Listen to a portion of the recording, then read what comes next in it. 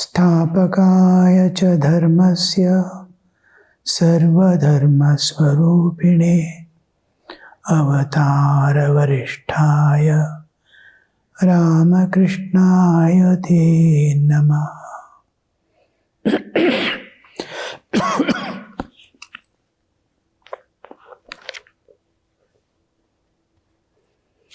Yesterday we went through a song sung by Vaishnav Charan. After Naren singing, Vaishnav Charan was singing, O Veena, sing the Lord Hari's name without the blessing of his feet. You cannot know the final truth. The name of Hari slays all grief. Sing Hari's name. Sing Krishna's name. If only Hari shows his grace, then I shall never be distressed. O Veena, sing his name but once. No earthly gem is half so rare. Govinda says in vain my days have passed. No longer may I float here in life's trackless ocean waste. In the last class and a class before also we discussed about this. Veena, O Veena, sing the name of Hari. He is addressing to his own heart. Veena refers to the heart which is free and independent of intellect and mind.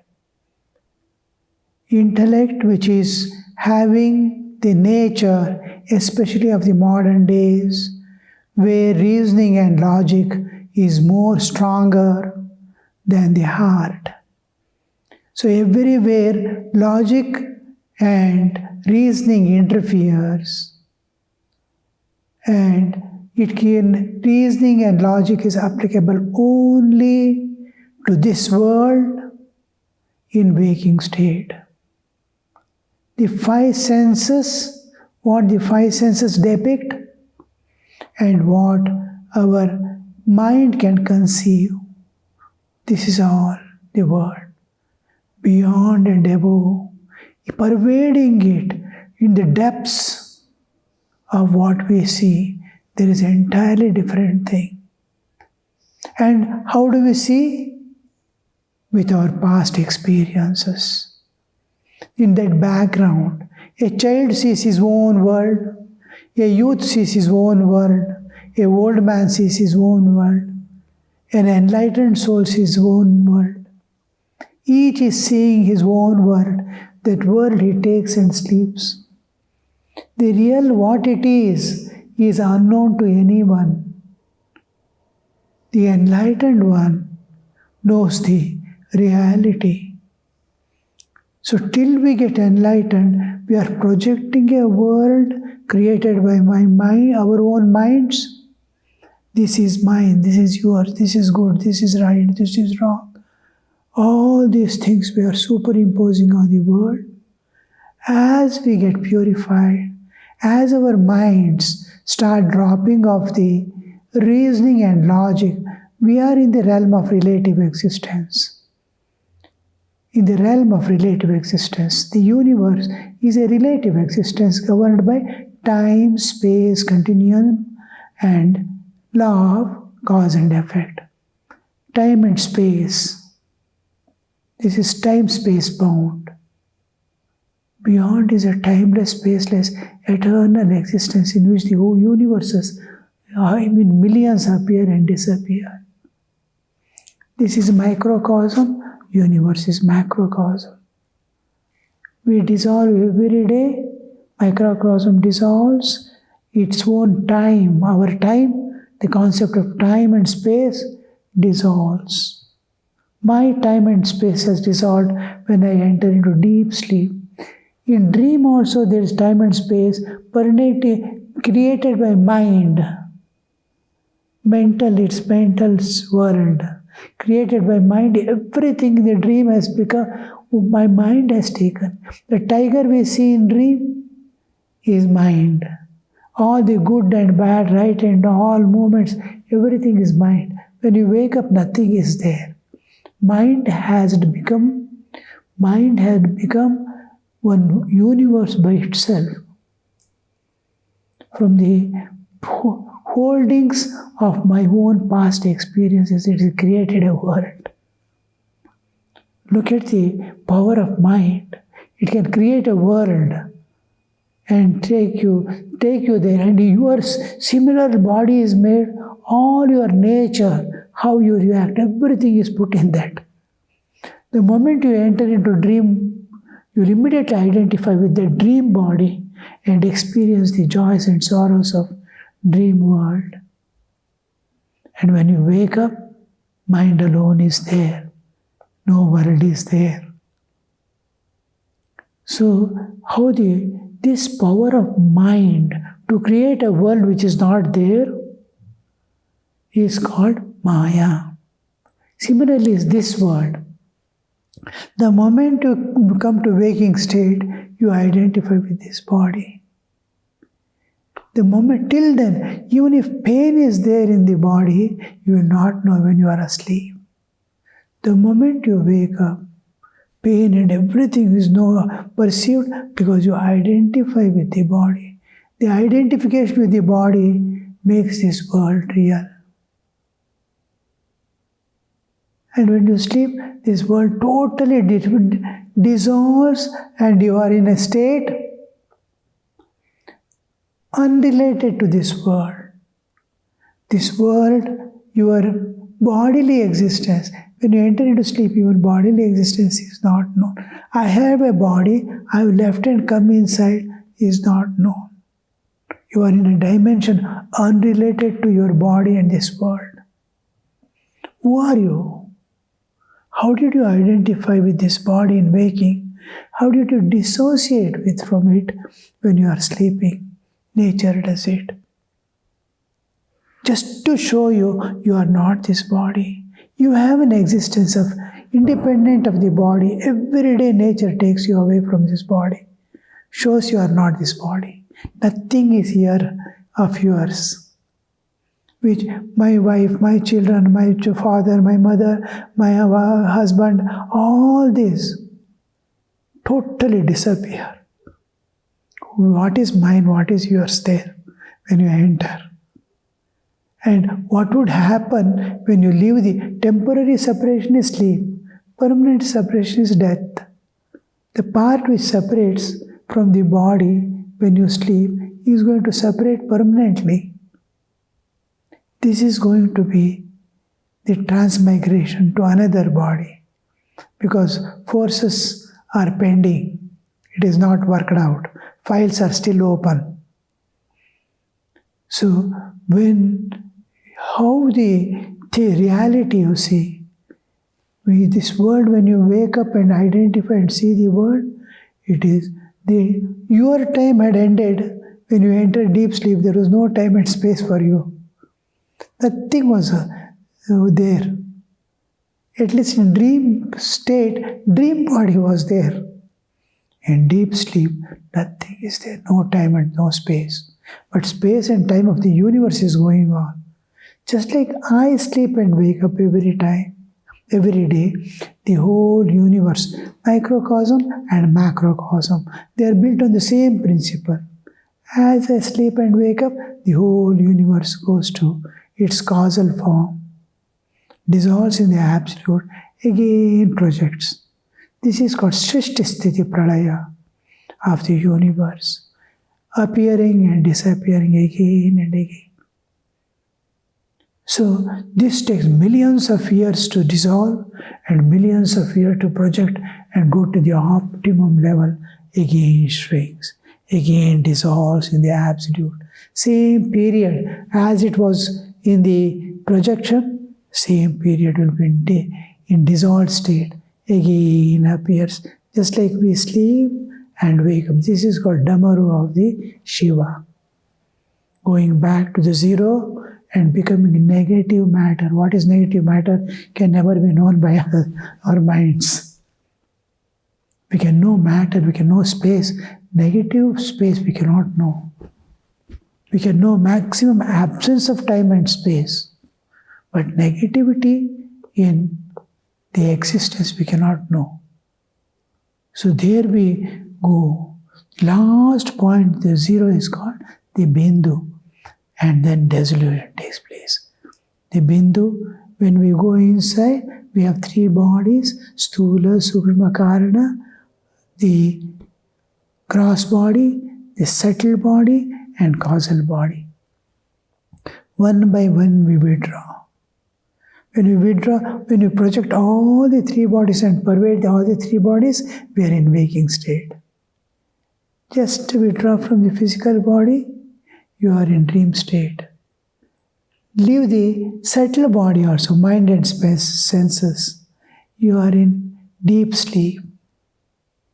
You are going to leave here all your knowledge, your understanding, your experiences, your desires and ambitions. Everything goes to the seed form and remains like songs in the pen drive. Leaving that also you separate.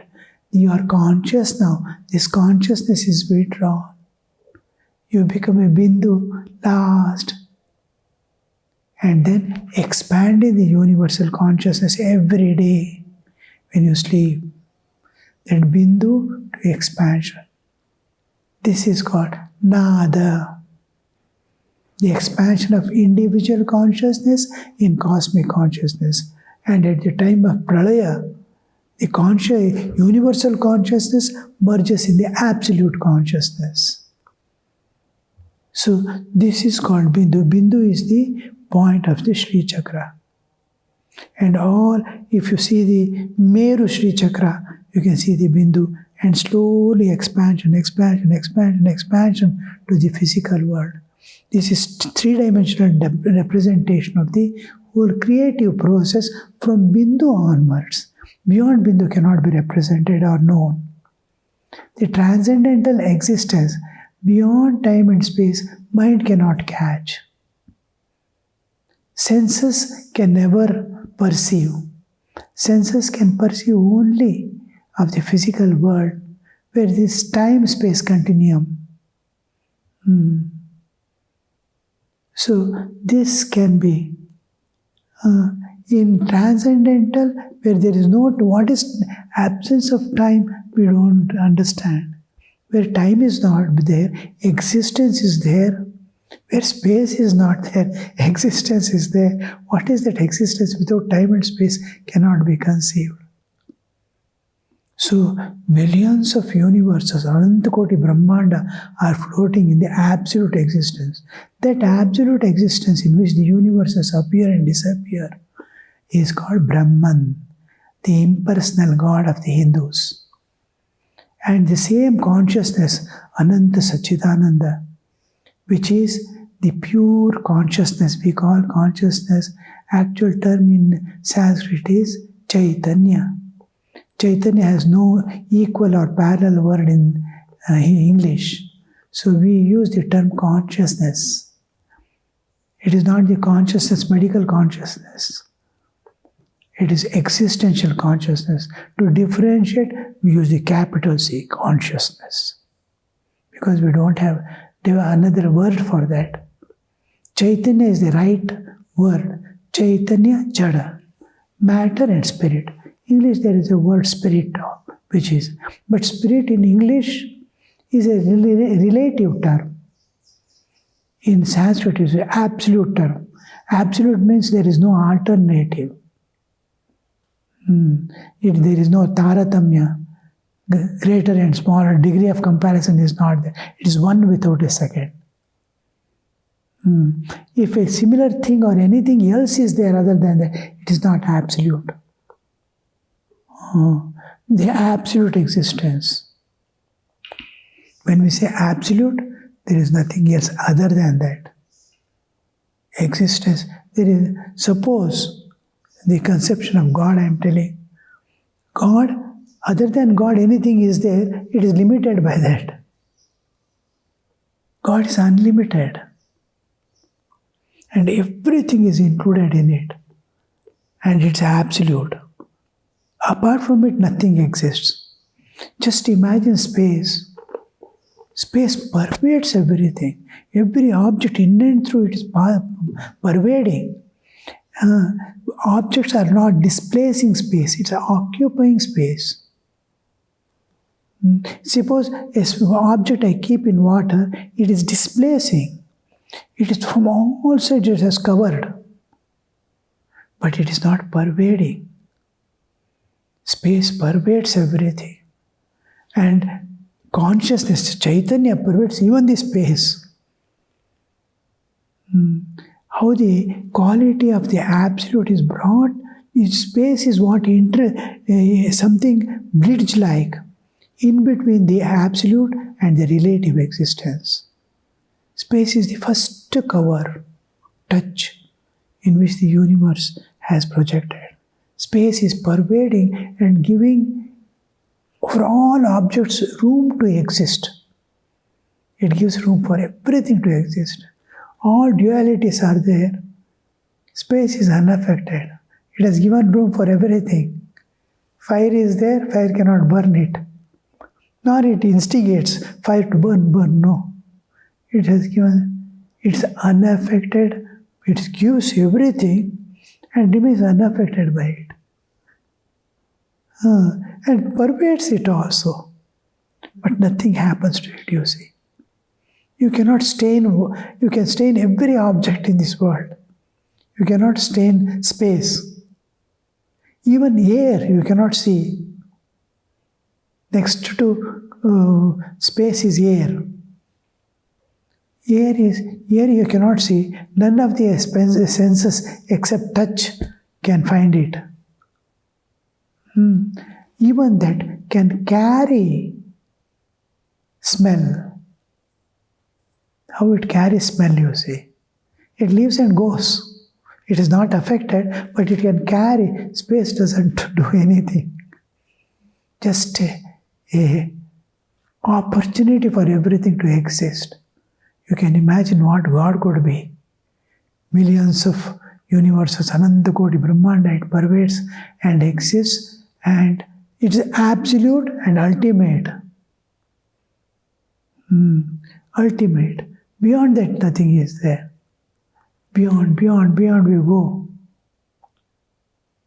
So, the ultimate, unchanging, eternal reality in which millions of universes with all, billions of jivas in it, each universe, various planes of existence. We are in the physical material world. Below and above are subtler aspects of existence. 14 planes of existence. Bhuva, Swa, Ma, Janadapa, Satyam, Atala, Vitala, Sudala, Talata, Rasatala, Patala. All these 14 planes of existence are there.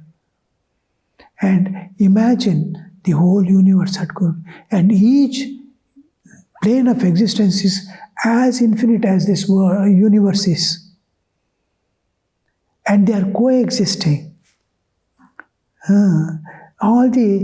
They are not above and below.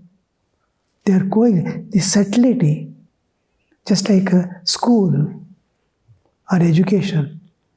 Higher classes, lower classes. Higher classes don't sit above.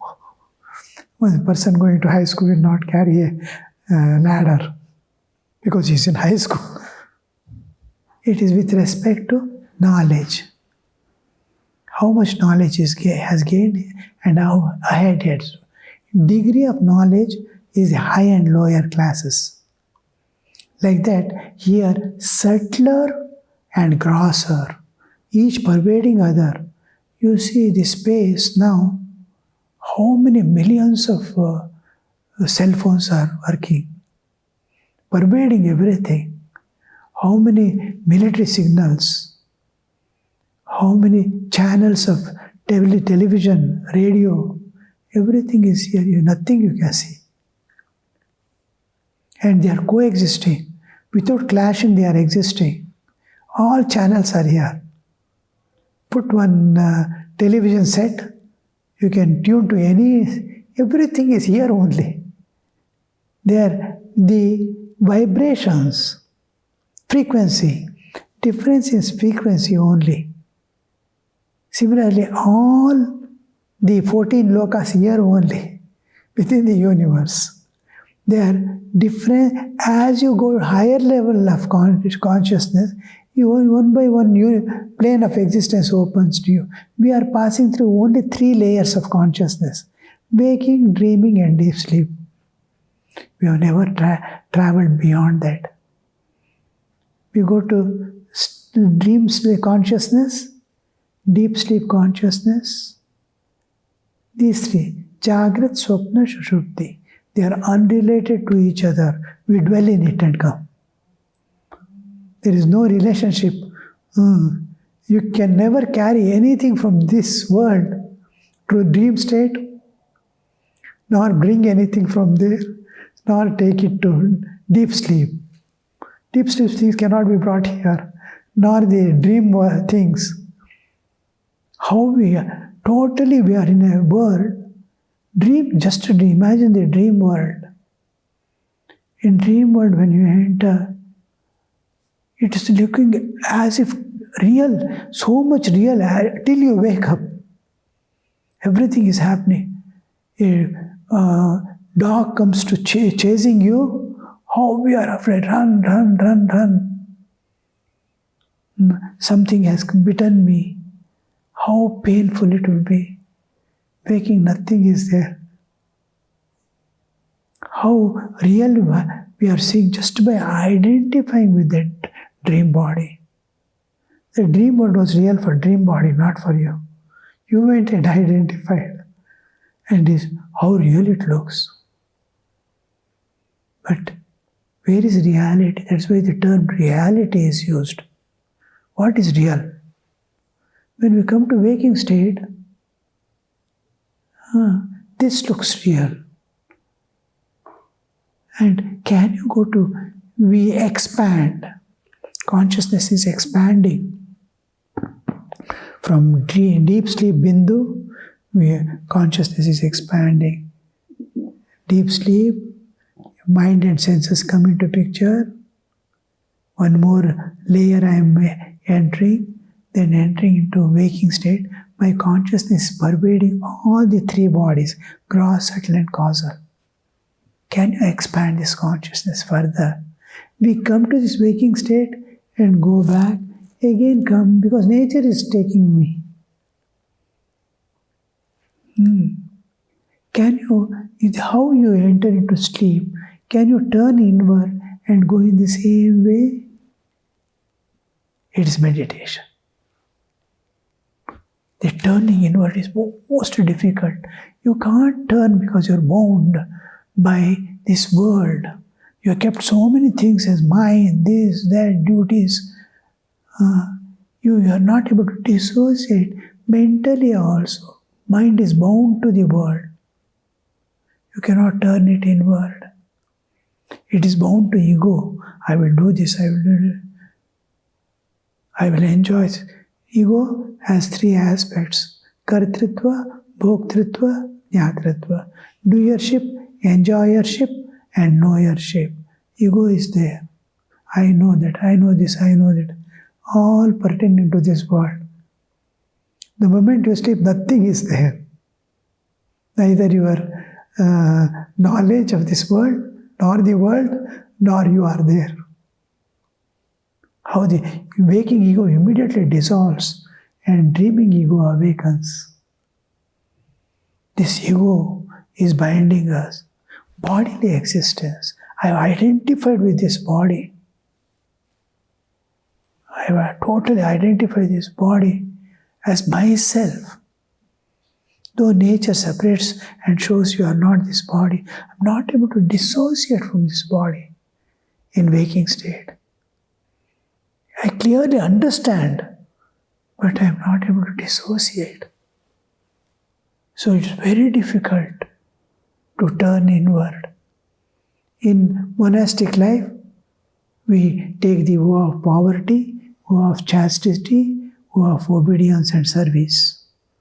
With this, we dissociate from these 3. Vow of poverty, I don't keep anything in this world as mine. Vow of chastity, I don't keep this body for enjoying anything in this world. only contact with the external world is to serve. Even tastiest food, when we put in mouth, eat, taste for God, food for body. We are agents only. So much carefully we live. We don't keep the body for. We have poverty, we have chastity, obedience and service. That ego is nicely worn away. Instead of rusting, let it wear out. So, in service, the body and mind is given. And implicit obedience. Whatever elder says, just do and keep. By that, what happens is different. It is going to go away, whatever you do. But ego is subdued. When I obey elders and follow simply, I am destroying my ego. I am bringing out humility. The question, why I cannot do? When I was in Bangalore, Purushottamanaji was there. We were together in the same Bangalore ashram in 1970s. And Maharaj asked one fine brahmachari. He wanted him to learn music. His voice was good. He was capable. Modulation of voice, everything is all right. But when he was called, from long time, Swamiji is waiting and watching. And why are you not coming for music class? He said, I am not interested. Nange ishta illa. In Kannada. I don't like. Then Swamiji asked, have you come here to fulfill your desires? Ishta. Ishtavan satisfy madak bandide illi. Anishtavagbidate. It will become how he explained to that boy. Next day he was there. We have come to destroy the ego. We have come to destroy the desires. But we want to feed the ego and fulfill the desires. How it comes, you see. So their obedience and what is expected. After telling, accepting or doing is one thing. That is explicit obedience. Implicit obedience is what he expects and I do, without his telling. Implicit obedience. So from this we wake up to the realities. So bindings we release from all bindings. I can turn vow of poverty, vow of chastity, and vow of obedience and service. In householder's life, how do? We keep everything what is there as belonging to God. To spend one paise, we report to God. In earlier days, whatever salary is to come, they is first to go and keep in front of God. They used to give in cash, no bank accounts. They used to bring it. Every pie will be reported because it doesn't belong to me. It belongs to Him. So everything belongs to Him. My children are belonging to God. He has given me, I am a trustee only. I have to look after everything, just like a bank manager looks into everything, but doesn't belong to him. And then apart from dharma, he doesn't enjoy anything. Adharmic enjoyment is not permitted. This, what is permitted according to the religious injunctions, are called the brahmacharya. Though these are permitted and sanctioned by the scriptures.